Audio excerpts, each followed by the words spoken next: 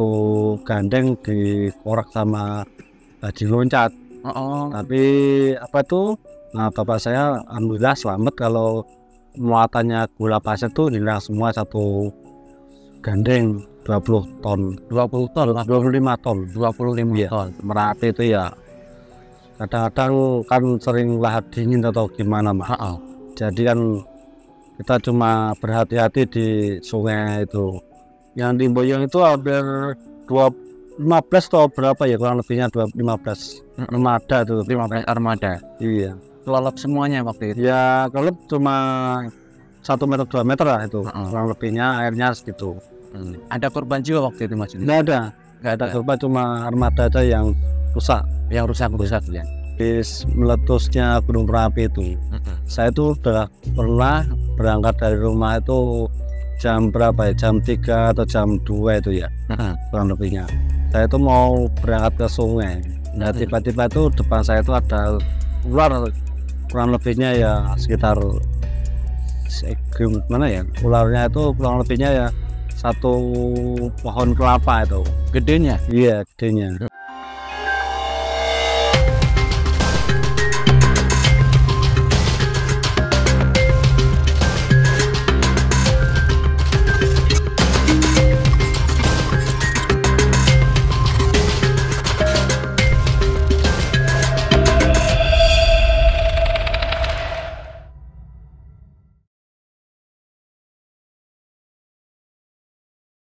Selamat malam Mas Yuli. Selamat malam pemirsa semuanya. Saat ini saya sudah bersama seorang supir truk yang sudah malam melintang.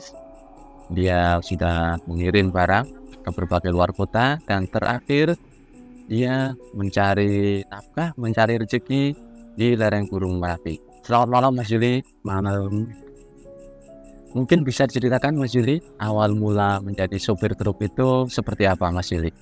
Ya, pertama kali sahabat malam semuanya. Pertama kali saya itu di dulunya waktu bisa belajar. Pertama-tama dulu diajar sama bapak. Ngenek, bergandeng. Itu sekitar tahun berapa Mas Yuli? Kurang lebihnya tahun 2004 kurang lebih. 2004 itu sudah belajar ngenek ya waktu itu. Waktu itu umur sekitar berapa Mas Yuli? Kurang lebihnya udah umur 30-an. 30-an ya. Mungkin selama menjadi kenek, terus selama menjadi supir truk gandeng, truk tronton, itu dari tahun 2004 sampai tahun 2000 berapa Mas Yuli? Kurang lebihnya hampir 2004 sampai 2008 atau berapa ya? 2008. Iya. Artinya sekitar 4-5 tahunan ya.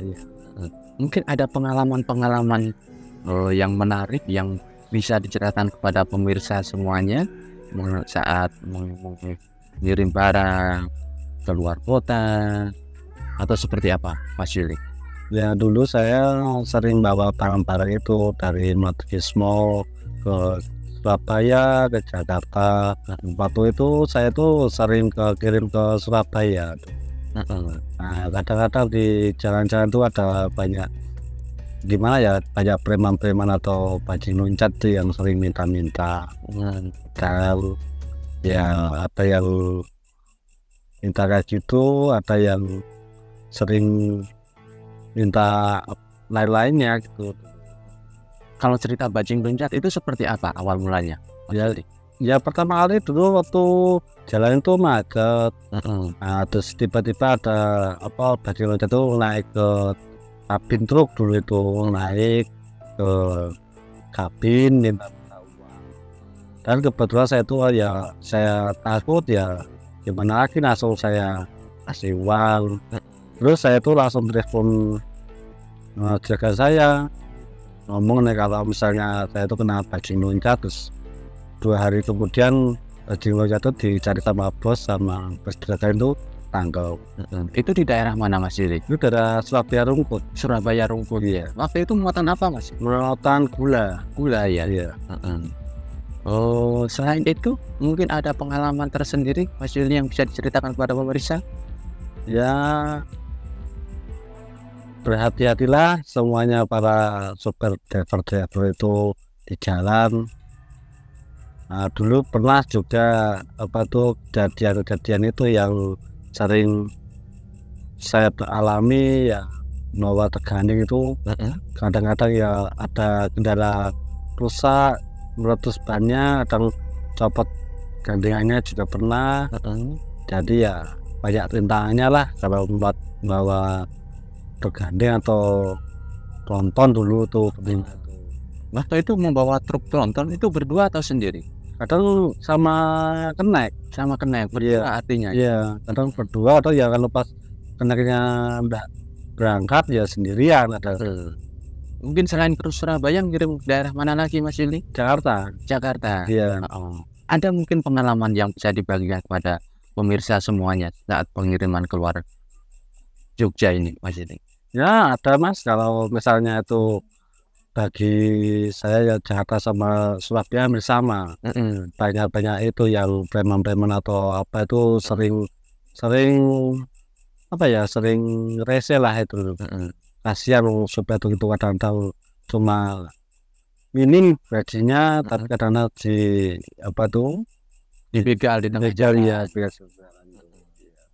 Mungkin pembegalan itu sudah pernah Mas Yuli alami di daerah mana? Ya cuma minta-minta uang aja itu. Iya. Artinya sampai dibunuh gitu, dilukai gitu belum pernah ya? Belum pernah. Kalau bapak saya udah pernah dulu. Satu gandeng dikorek sama haji loncat. Tapi apa tuh? Nah, bapak saya alhamdulillah selamat. Kalau muatannya gula pasir tuh hilang semua, satu gandeng 20 ton. 20 ton, 25 ton. 25 ton. Berarti Bapak Mas Yuli waktu itu muatan gula pasir sekitar 20 ton. Iya. Dibegal sama pembegal di daerah mana Mas Yuli waktu itu? Itu di daerah Rawalo. Rawalo itu daerah di mana itu? Purwokerto. Iya, itu pagi-pagi hampir jam berapa ya? Kurang lebihnya jam 5:30 atau jam berapa, habis subuh itu ya. Itu kan jalan kan di samping awal itu ada sungai-sungai itu, ada apa tebing-tebing. Nah itu dari atas langsung diloncati bagi loncat masuk itu. Sebenarnya di laban semua itu. Ternyata di bawah sama koraknya itu, penjahatnya itu. Artinya Bapak Mas Yuli waktu itu dilakban mulutnya sama keneknya. Sama keneknya. Iya. Terus dibegal ceritanya. Iya, dibuang ke Brebes katanya. Oh, dibuang ke Brebes. Iya, dibuang ke Brebes, terus mobilnya ketangkap di Bekasi.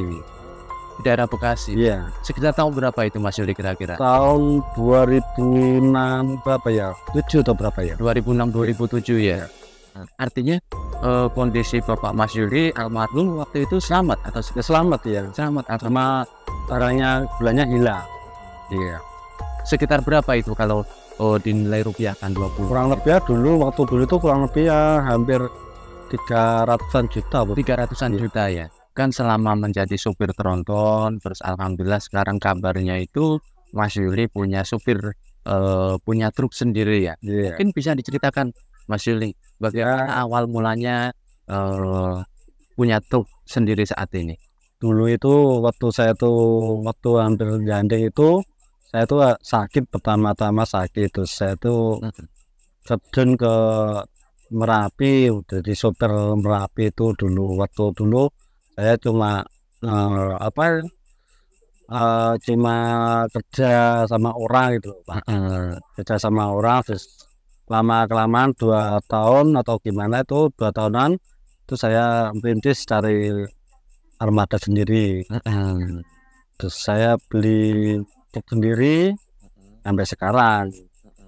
Peristiwa apa yang pernah dialami selama mungkin mengangkut pasir atau mencari pasir di lereng-lereng Gunung Merapi ini Mas Yuli? Ya banyak suka dukanya Mas, juga Mas. Di Merapi itu ya kadang-kadang kan sering lahar dingin atau gimana Mas. Jadi kan kita cuma berhati-hati di sungai itu. Kalau misalnya ada apa-apa banjir atau gimana ya kita waspada, harus pergi gitu aja. Harus pergi ya. Itu seringnya ngambil pasir di sungai apa itu Mas Yuli? Kadang dulu sering di Tomboyong dulu. Kali Boyong ya. Iya, Kalimboyong. Terus situ sekarang udah habis semuanya, sekarang ke Kaliurang Barat tuh, jadi ke ini di Kupendem atau Ngori sekarang. Daerah Magelang gitu ya. Iya. Mungkin selama mencari pasir di Kali Boyong, ini ada hal-hal peristiwa yang bisa diceritakan kepada pemirsa mungkin yang pernah dialami. Ya banyak Mas, kalau misalnya pencari pasir ya semoga yang pencari pasir itu ya perlu hati-hati semuanya. Berhati-hati, kan sering ada kejadian longsor-longsor atau apa, kita ya cuma berdoa sama berhati-hati itu. Jangan sekali nanti ada apa-apa nanti enggak semua malah repot semua gitu. Oh, kabarnya sudah pernah truknya itu kena lahar dingin Merapi. Itu peristiwanya tahun berapa Mas Yuli? Itu udah pernah Mas, itu waktu kejadian itu tahun berapa ya, 2007 atau berapa ya, 2008 ya. Itu waktu banjir sungai itu. Nah itu kebetulan pas muat itu, pas muat pasir malah ada kebanjiran. Lahar dingin itu. Waktu itu Mas Yuli berangkat dari rumah jam berapa? Itu jam 4 Mas. Jam 4 pagi. Ya, jam 4 pagi. Nah itu udah dapat 2 rit, yang 2 rit itu malah kebetulan jam 3 itu udah petang, hujan lagi, banyak yang itu, banyak apa longsoran itu. Banyak longsoran ya. Nah ceritanya bisa truknya ini dulu tersapu lahar dingin Merapi itu seperti apa Mas Yuli? Gimana ya Pak?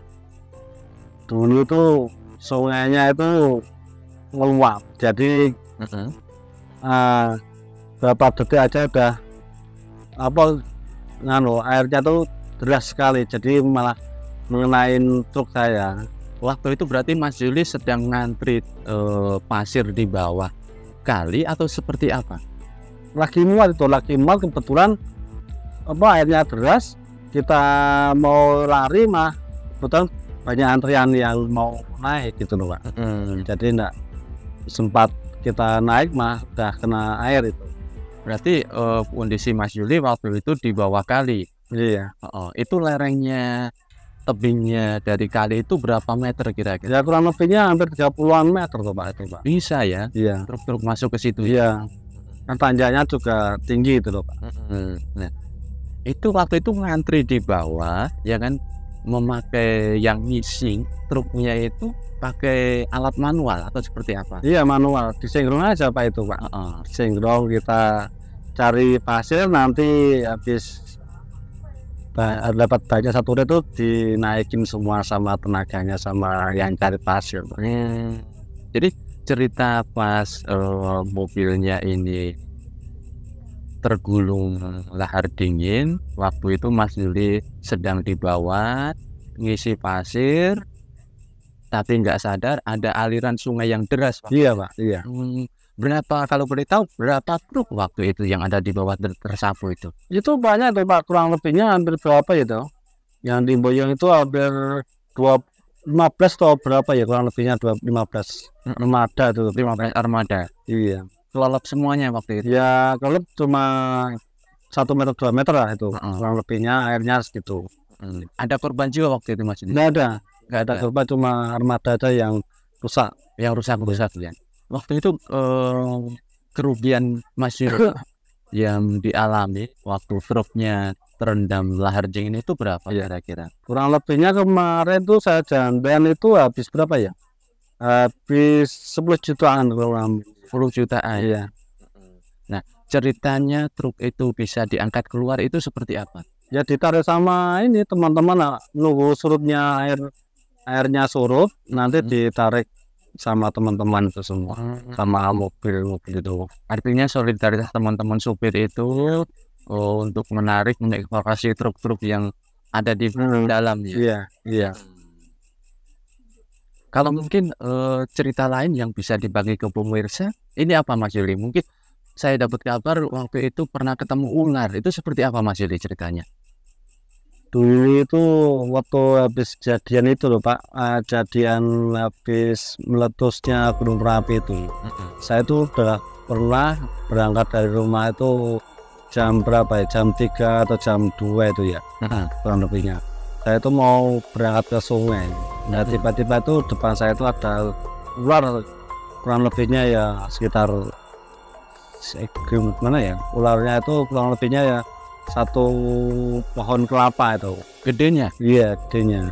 Tapi bentuknya itu seperti apa? Kepalanya? Enggak kelihatan, itu cuma habisin jalan itu, Nutup jalan. iya, nutup jalan itu. Nah, perasaan Mas Yuli waktu itu melihat ular itu takut atau seperti apa? Ya takut Pak, nanti langsung saya mundur aja daripada nanti kenapa lah, takut mundur. Itu udah langsung, habis ularnya itu turun kita pulang lagi, jadi kerja. Oh, artinya nggak jadi kerja waktu itu ya? Kerja. Jam berapa itu kejadiannya Mas Yuli? Nah, lebihnya jam 3 atau berapa ya? Jam 3 pagi? Jumat Kliwon itu. Jumat Kliwon.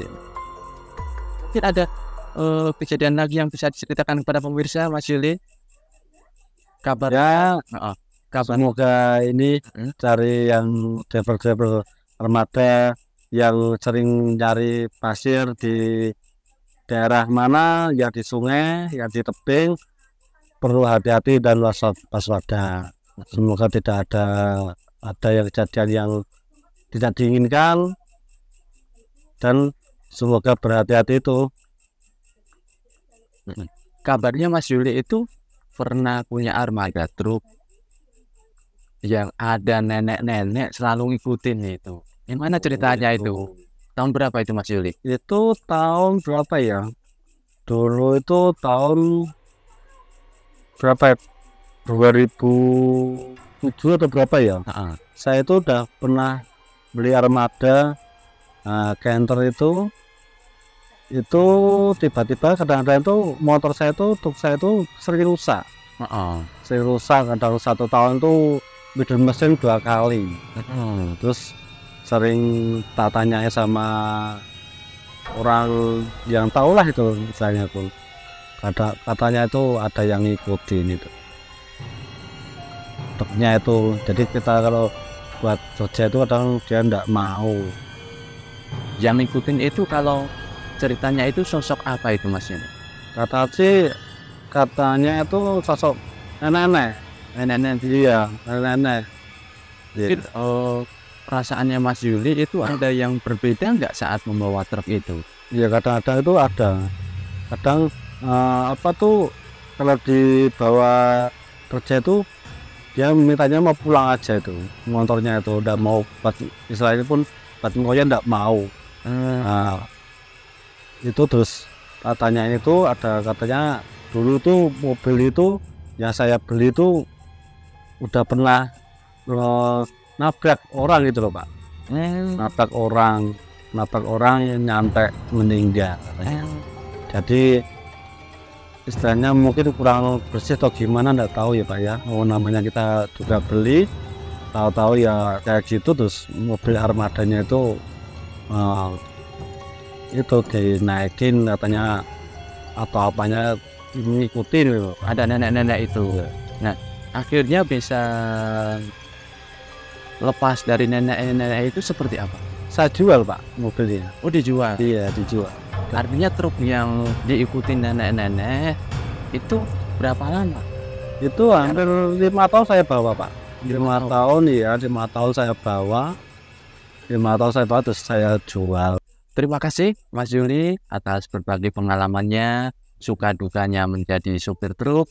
Harapannya ya itu Pak, semoga tetap jaya driver motor pasir atau ekspedisi, semoga berhati-hati dan tidak bangsa ataupun kita harus berdoa gitu aja, semoga lancar semuanya. Terima kasih Mas Yuli sudah berbagi pengalaman malam ini. Terima kasih sekali lagi. Kami ucapkan selalu hati-hati dalam bekerja.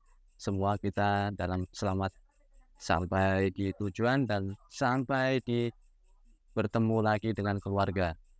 Terima kasih. Selamat malam. Malam.